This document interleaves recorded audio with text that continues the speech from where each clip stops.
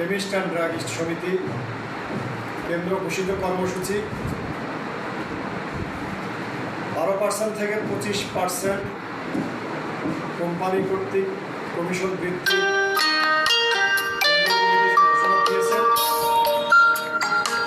তার দাবি আদায়ে আগামী 3 তারিখ সোমবার সকাল 6টা থেকে সন্ধ্যা 6টা পর্যন্ত সারা বাংলাদেশে সমস্ত ঔষধের দোকান বন্ধ থাকবে।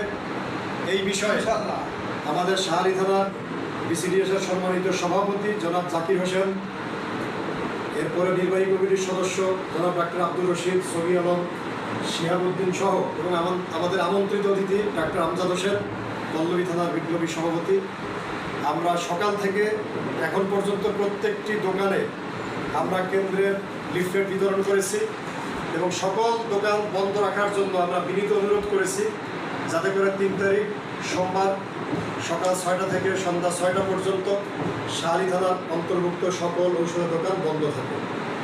তো আমরা কেন্দ্র ঘোষিত প্রত্যেকটা কর্মসূচি আমরা পালন করব এবং আমাদের ন্যায্য দাবি আমরা আদায় করে ছাড়বো ইনশাআল্লাহ।